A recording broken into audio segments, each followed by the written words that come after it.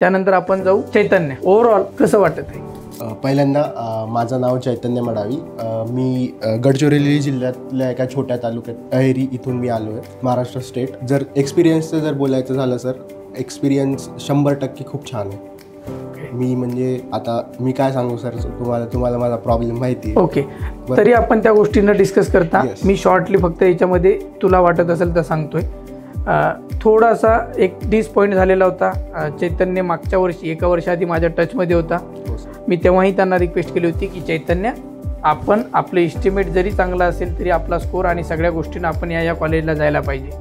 पण तेव्हा न कळत एखाद्या त्याचे वडीलही डॉक्टर असल्यामुळं त्यांनी त्यांच्याकडे थोडंसं कल दाखवला आणि त्यांनी रशियाला ॲडमिशन केली. त्या कॉलेजबद्दलचे निगेटिव्ह पॉईंट मी ऑलरेडी त्यांना सांगितले होते.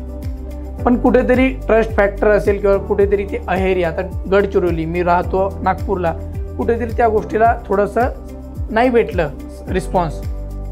त्याचा म्हणजे त्या गोष्टीचं निगेटिव्ह फीडबॅक त्यांना एकाच वर्षात भेटला. नेक्स्ट इयर त्यांनी तो एक वर्षाचा पूर्ण लॉस झाला, फायनान्शियली झाला. इयरही अकॅडमिक गेलं आणि नेक्स्ट इयर कुठेही न विचार करता सरळ ऑफिसला आले, ॲडमिशन केली. बरोबर आहे? हेच खरं आहे.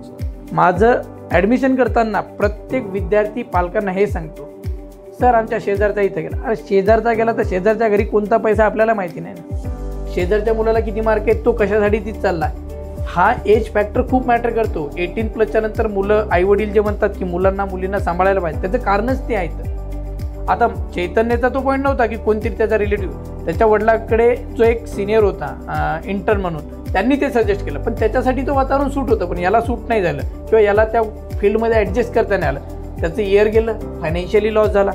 सांगण्याचं तात्पर्य हेच आहे की प्रत्येक गेलेल्या विद्यार्थ्यांना सगळ्या गोष्टी सारख्या भेटतील असं कारण नाही आहे.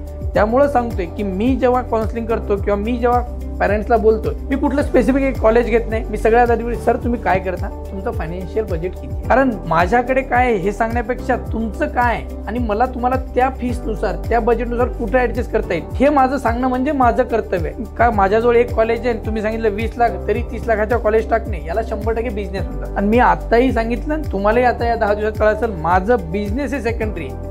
हा माझा इंटरेस्ट नाही म्हणून मी याच्यात आहे. बिझनेस आहे, पैसे कमवणं हा उद्देश आहे, बट चांगल्या मार्गाने कमवणे हा तुम्हाला मे बी दिसला असेल.